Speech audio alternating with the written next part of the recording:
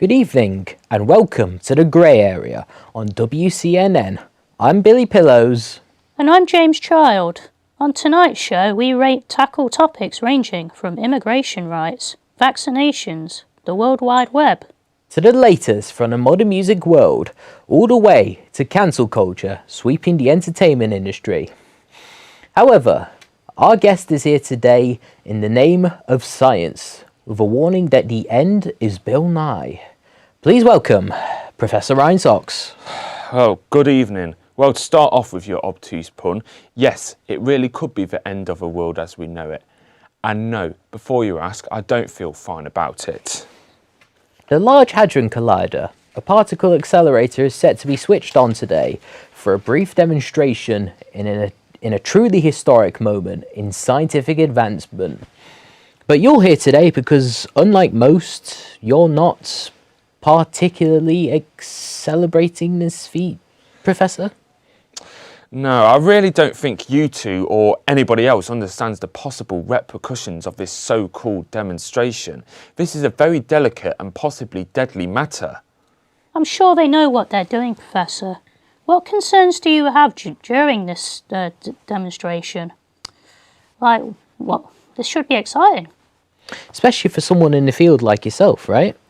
Yeah, but look, this thing could open up wormholes, a black hole, cause parallel universes to collide and intertwine. All logic and physics would implode. This could be absolutely devastating for mankind. I don't know. It sounds all a bit Star Wars to me. What do you say, James? I think I've got to admit, you are slightly overreacting here. With all due respect, Professor. Oh, so you must have a PhD in this field too, I suppose? Hey, don't need to get all passive-aggressive about it. We've got to ask the hard-hitting questions. There's no passiveness about it, and you'll be soon finding out the meaning of hard-hitting. Okay, ladies and gentlemen, the time has come to go live now to Ree Porter from the Hadron Collider all the way in Geneva, Switzerland. Ree, can you hear me? Thank you, gentlemen. Yes, we are here live in Geneva, Switzerland. And this giant contraption behind me is a particle accelerator. And the noise you can hear echoing around me is la creme de la creme of the physics world, ready for this monumental feat in scientific discovery. Yes, ladies and gentlemen, this is a moment of celebration and stunning bravery from everyone here today, and I am thrilled to be here leading the live countdown.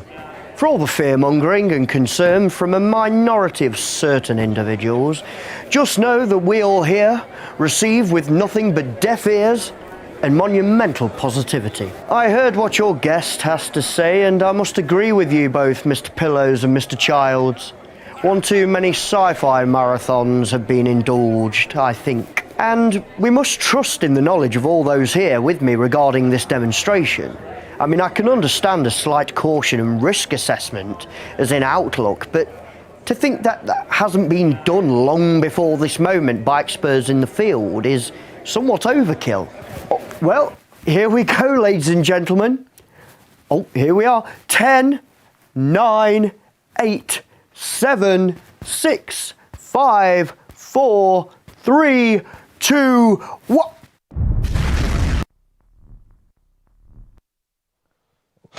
Wait a minute. Oh no. Oh dear, looks like we may have lost signal there. Well, at least it seemed to go well. All that worrying for nothing, Professor. Ladies and jellyfish at home, no need to be alarmed. How did you... Do you not see... How nothing is changed and the world is exactly as it should be. Yes, Professor, yes we did. And from the apparent fall of mankind, we move on to the fall of the UK's once most champion network provider, the Purple Network.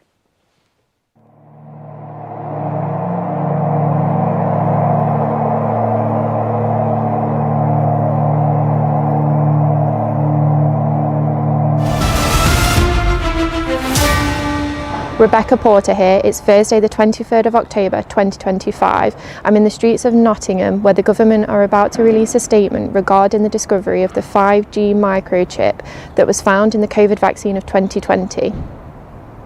The implant in the vaccine was originally designed for everyone's safety, and the technology in the microchip was intended to be used as an identification service in the future, which would eventually phase out the need for passports or identification documents. Unfortunately, we were not prepared for how the implant would react with the human brain, and we can only apologize for the after effects and emerging reports.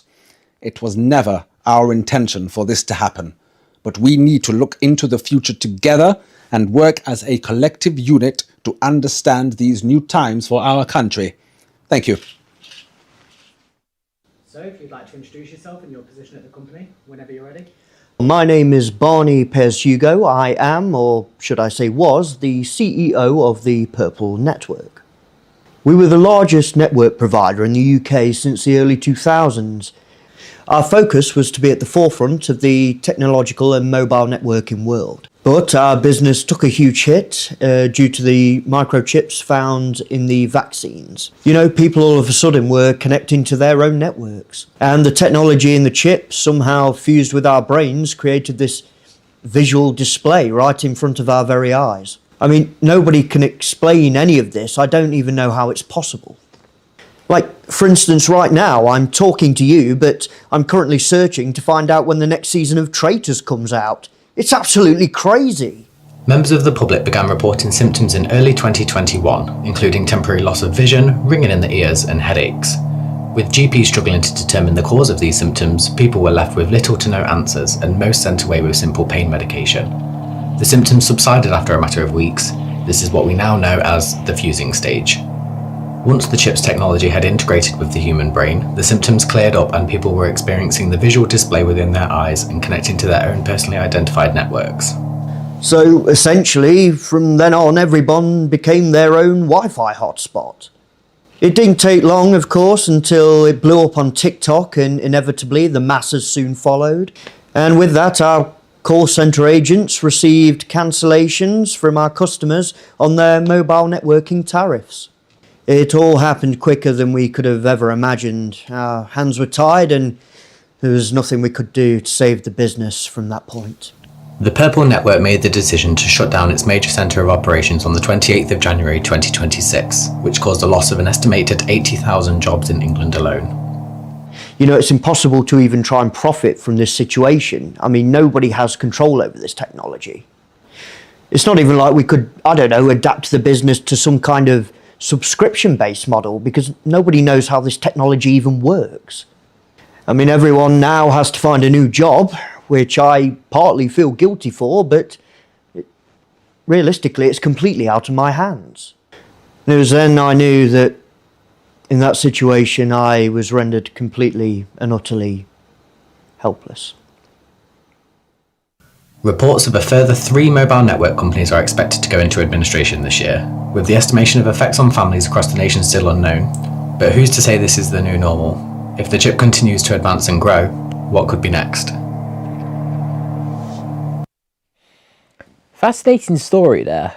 One would argue that the accidental installation of 5G into people's brains has made transmitting and receiving information easier, more practical for humanity. I mean, wouldn't you agree, James? Absolutely, 100% agree with you there. Makes it easier to find the next Starbucks. And what do you make of that, Professor? Of course this isn't a good idea. We're losing our humanity. We're turning ourselves into machines. I thought you'd be more excited about all this. What's wrong? It's not about the gain, it's about the loss as well. What are we losing exactly? Are you kidding me? Are you not listening? Bit rude, don't you think, Mr. Big Bang? Anyway, moving on from the silencing of one professor to another. Here's Stephen Yeh with the next report. Last night, after the exhilarating news of the particle accelerator circulated worldwide, a certain professor, you may know him by the name of Donald Benjamin, a modern-day philosopher and head professor in the elite University of Boxfield, decided to let loose with a bombshell of a post, which has gained so much traction and trending on all over social media, originally being posted on X, formerly known as Twitter, and being reposted on other platforms like Instagram.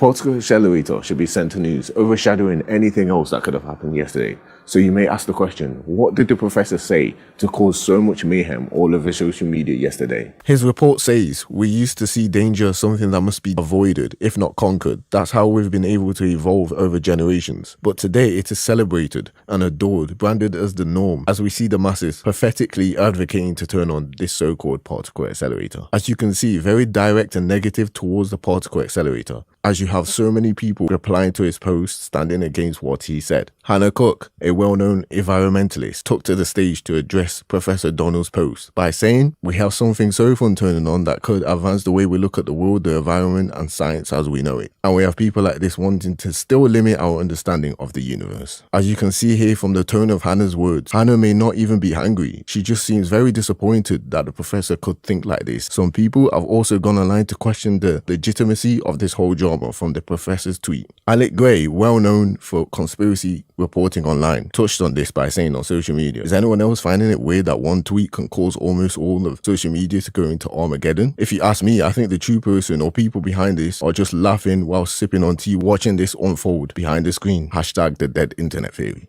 Alec explicitly brought up the dead internet theory in his post, and what makes it so insightful because it begs the question, how much of this is actual real humans involved in the drama? Is the original post itself staged from the professor working with other people? If anything mentioned is true, it goes back to the most important question, who is really behind this and what is the true intention at play here? We also spoke to some people in real life as well to get their thoughts on this matter. I have a theory, actually, about why it was trending so fast. Think about this. He's a smart man. So what if all them views and stuff is actually him negativity bombing his own tweet with several alt accounts that he made himself in order to, you know, make us all look stupid and then have grifter commentary channels, you know, make videos on him like Professor cancelled by woke Gen Z and etc. etc. I think it's a sad and pathetic attempt to make himself relevant again. Call that dead ego theory. Look, if you ask me, I agree with the guy.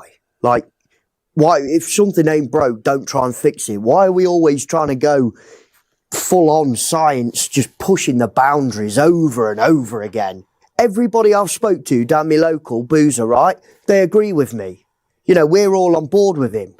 You know, and then you got people going, oh no, it should be celebrated. What are we celebrating? Big whoop, who cares? A bunch of nerds turning a particle accelerator on.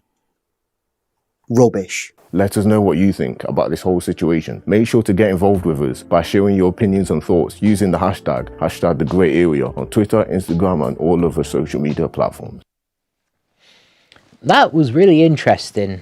And we have a tweet here which suggests that both sides of this issue are wrong.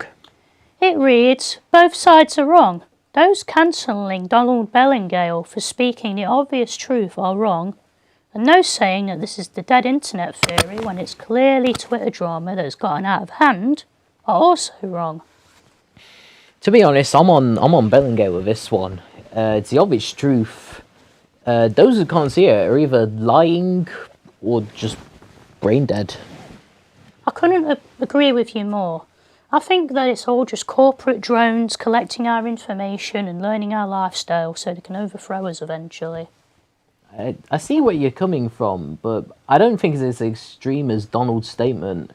Yeah, I don't think he should call out for the public for something they have no say in. I'm just saying I agree with his ideals. Although I did notice he has finally gone mad. After all that time. Is he a friend of yours by any chance? Not friends, but we both come from the realm of logic. With all due respect, Professor, this is logic. I mean, didn't you see what Alex said about the dead internet theory?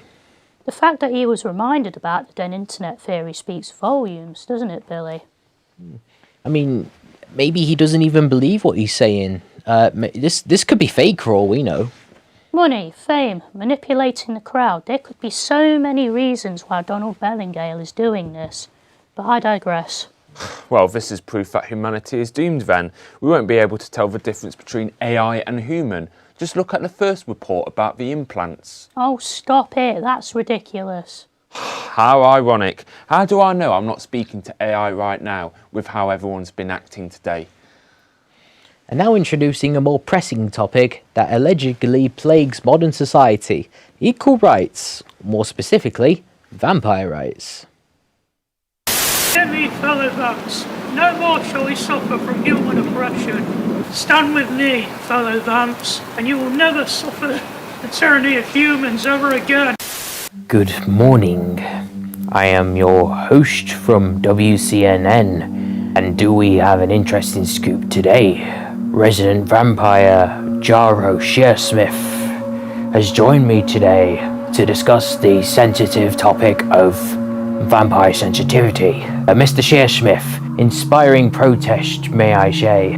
What inspired you to come out here and yell out your piece? I'm just fed up with how little respect vampires are treated with.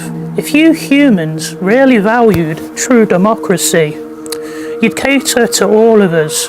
I hate the use of the hard G. You know what that is? Garlic. Like, I hate how it's sold in shops without any care in the world, and how it insults my nasal passages when I walk by. Well, maybe you shouldn't be walking past any shops. Silence! I hate how sun cream is so expensive. I have very sensitive skin, look. I especially hate the word steak on restaurant signs. Do you know how many steak deaths are recorded per year? 0.5. 0.5.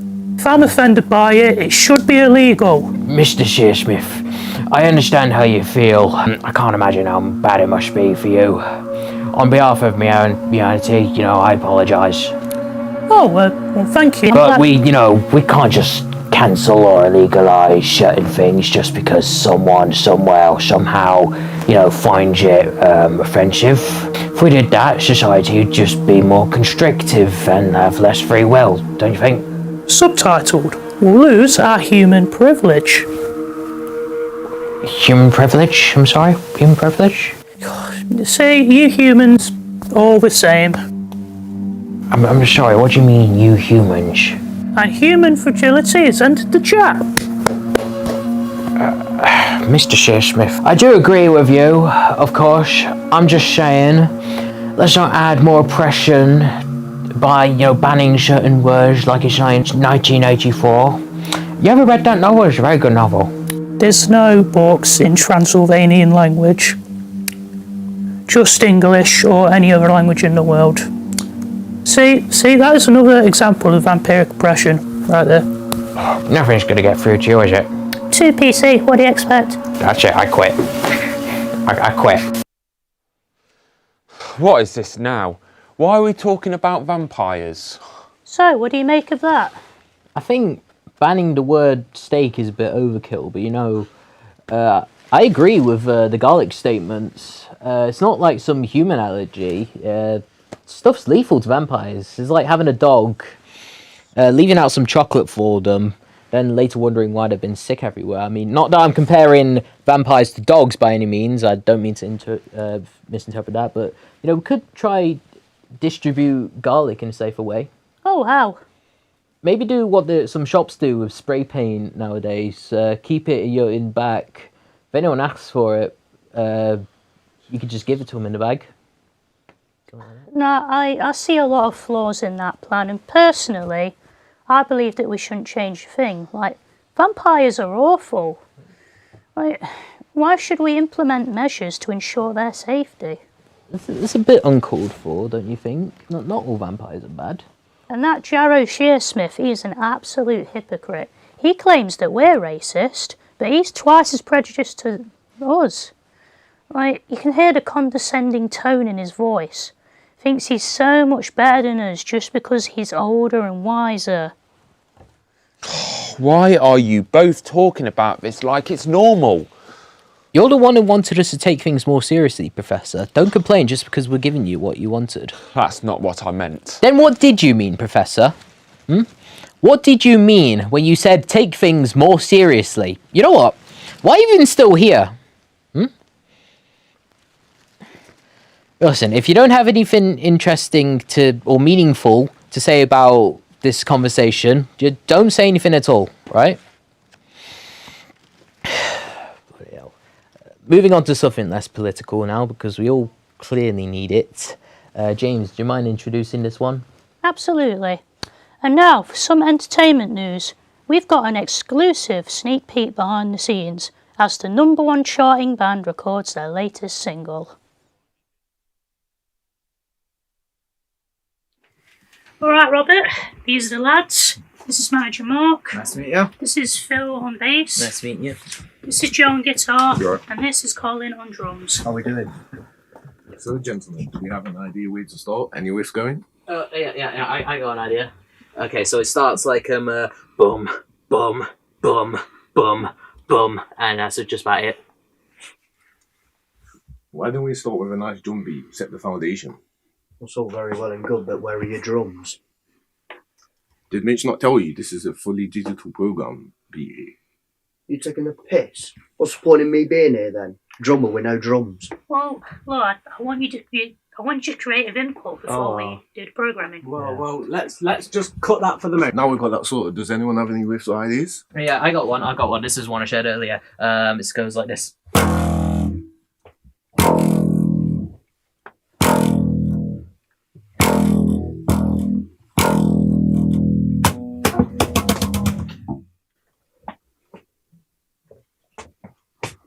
Anybody else want to give any ideas?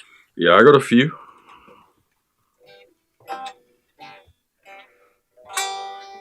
Oh yeah, could you just show me that one more time before I try it? It's quite simple, but I'll show you again.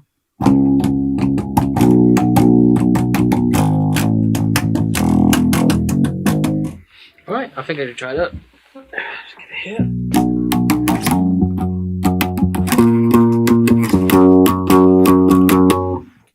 What the shit was that? It's completely different. What do you mean? It's the exact same riff. It's the one you just showed me. One more time. Bloody hell. Such a marios.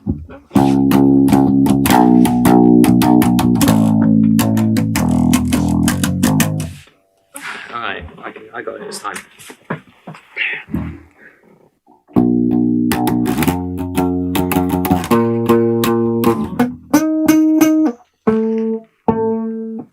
See? Same riff. So you got any ideas for lyrics? A few up. How about this? Lightning in his veins, power in his pores, steel in his backbone, justice in his claws. From a tunnel of a titan in the blink of a blink. Now the city's got a hero. Faster than you think. What are those lyrics, pal, Mitch? A superpowered badger fighting crime. And that is a rap on Clonmel Justice. I actually really liked the song. Phil, Colin, what do you think? Yeah, I thought it was a beautiful song. Yeah, definitely, really. That was better, I suppose. Although I wouldn't say it's going in on any of my playlists anytime soon. I've never heard of them. Really? They're the biggest band on the planet since the Beatles. You really need to get yourself a 5G implant. Wonder what the reaction will be when this single drops. It'll blow up, as usual. The Cubs will make it so, due to all their bots. So clearly, they aren't the biggest band if they need robots for listeners. Oh, so now you know all about music, do you, Professor? Oh yeah, yes I do. I did some private work for Guns N' Roses. They wanted to push the boundaries. I ran some tests on the decibels they needed for play sustainably for live. Well, that's not related to anything, is it, Professor? You just said it. Now, moving on to our last story of tonight, we're about to go live to Aberdeen, Scotland with our man, Carl Phelps, who has documented proof that the Loch Ness Monster exists. I'm sorry, what? That's right. We finally found her. After 100 years of scepticism, we have finally found her. Who's her? Nessie. You must be joking. Professor, I assure you, we have never been more serious. Well, there's no hope, is there? I'm sure you'll change your mind after this. Over to you, Carl.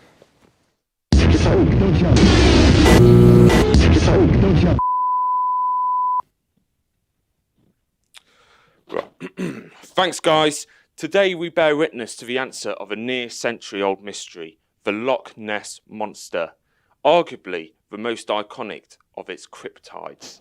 It was thought to be in the Loch Ness, hence its name, but it turns out it was never in the Loch Ness to begin with. Rather, it was living in this man's drain pipes. Hello, Nessie. I'm with the WCNN, and I want to ask you a lot of questions. How did you find me? Never mind that, just answer my questions. Bo! How'd you all get in here?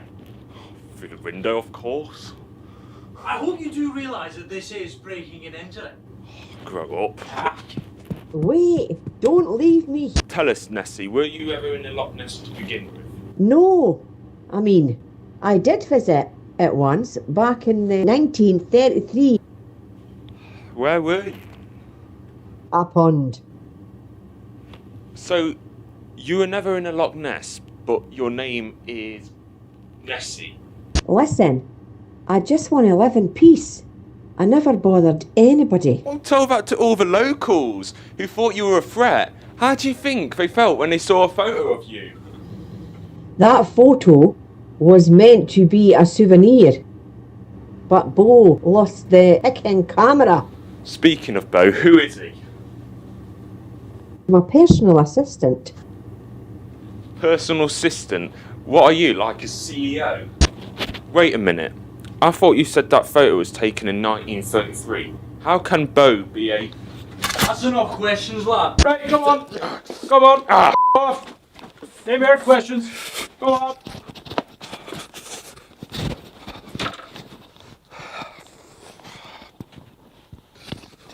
What a f***ing knobhead. Right, are we still on then? Right, we're going to have to sneak round the back. He's a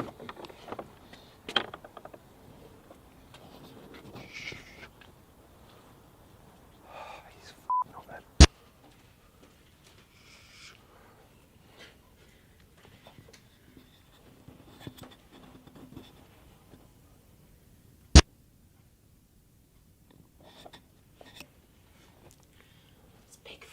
What? It's Bigfoot.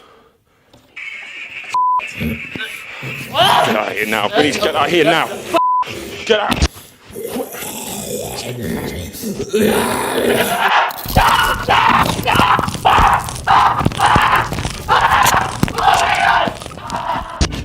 This is Cole Phelps. I'm currently running away from the scene. If this report gets a light out, I'm...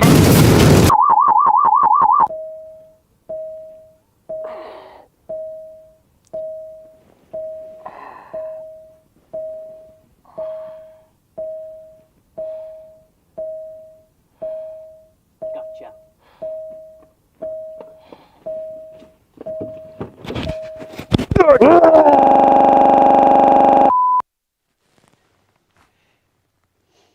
Well, that was quite intense.